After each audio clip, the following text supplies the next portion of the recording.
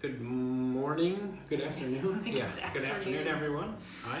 We're not used to that, yeah. So as you can see, we are in a different location today. Yep. She really drew out the word location, but all right. Yeah. I was trying to make a joke. Other office. It didn't work. Yeah. We're at a different location. Yeah, I don't know. Locale, I think was what I was gonna say. And I changed it to location. Sense. Yeah. That makes sense. Whatever. All right. So here, this doesn't happen as often as it used to in this very strong seller's market. But what do you do when you have a deal that falls through?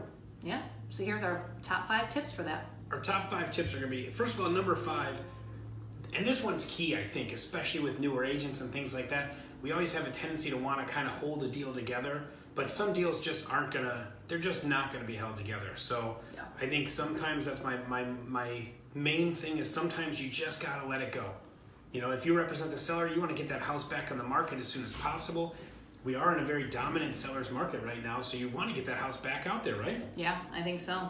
And I think sometimes you kind of hold on to it and you basically then drown yourself in the deal and it's just not going to work out anyway. So it's better to just like cut it, let it go and move on. Definitely. Also, keep in mind, be very careful about how you represent that in the future or what you say, especially if you represent the seller.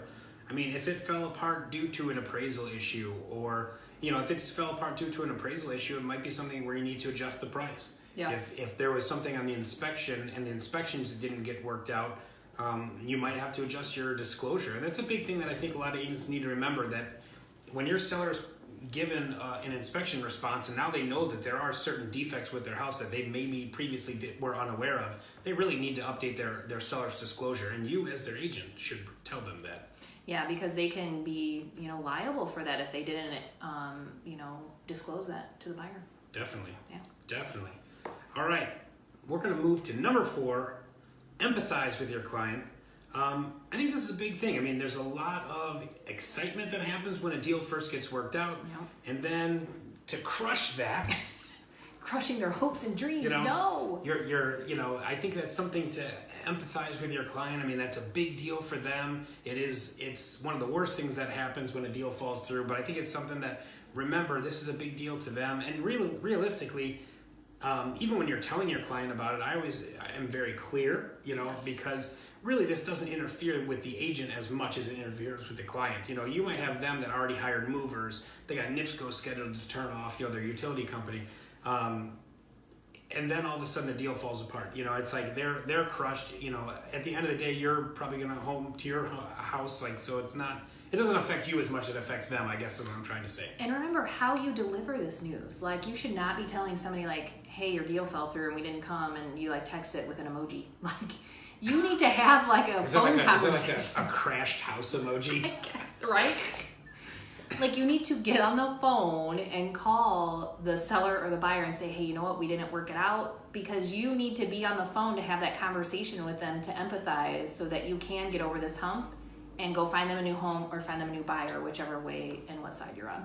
Yeah, I like it. I think that's pretty good. Ready to go 3? Crashed house emoji. You can make a lot of money with that. Crashed house emoji. Yeah, that'd be cool. We can't even say that. Anyway. Yeah. All right.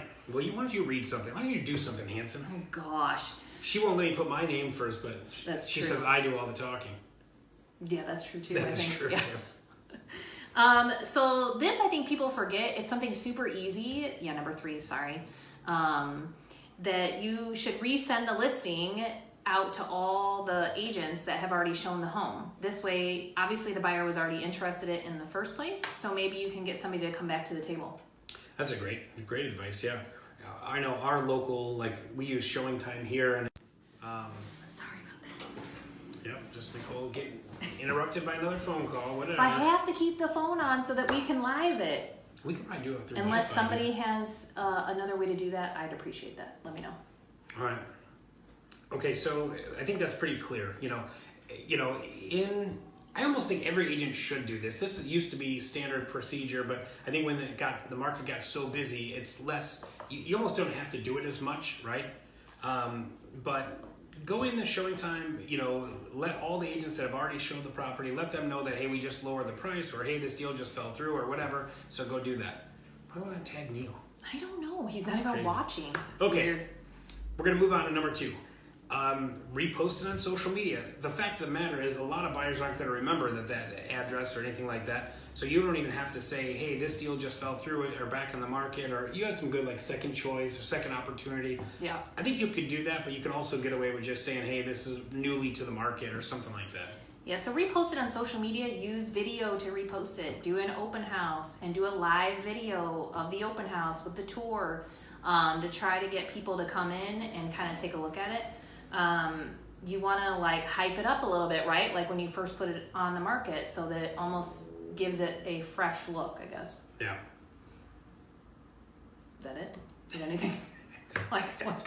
Or do an open house? Did you say do an open No, house? Yeah, I did say do an open house. Oh, she said do an open house. Okay, He's good. not We're listening good. today. That's how that goes. I was reading this thing to make sure, like we have a thing of notes here. Mm-hmm. See some notes.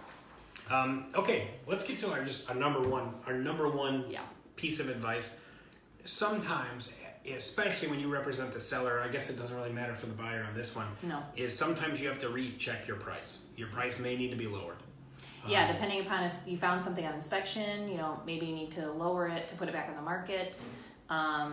Or maybe it's already been on the market like 6-8 weeks and your deal falls through, and then maybe the market's changed a little bit. And we do have some of that going on now. So it's definitely a good idea to recheck the price if you have a deal that falls through. Yeah. If something, the market fluctuates, the market's, values change very quickly and things like that. And if you had a bunch of showings, got it under contract, deal falls through a month later, now it's going to look like the property's got a month on the market or 2 months, 3 months, whatever. Yeah.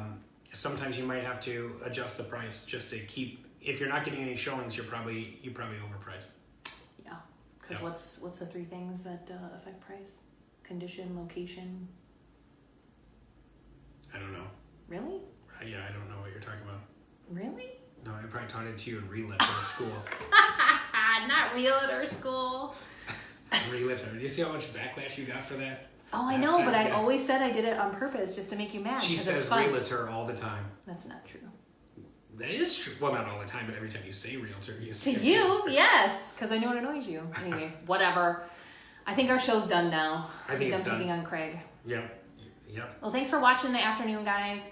Hopefully we'll be back to regular time next week. Yeah, and thank you for we got a couple suggestions from you guys last time. If you want, email us, put them in the comments or whatever. If you got any suggestions for future shows, we're thinking of doing like a whole series on the different contract forms and stuff like that. But we got to look at the legalities of that. Whenever Craig can figure out the tech side of it too. Oh, I'm not going to do that. You got to figure that out. I know, that's the problem. All right. Well, anyway, thanks everyone. Have a great day. All right, bye guys.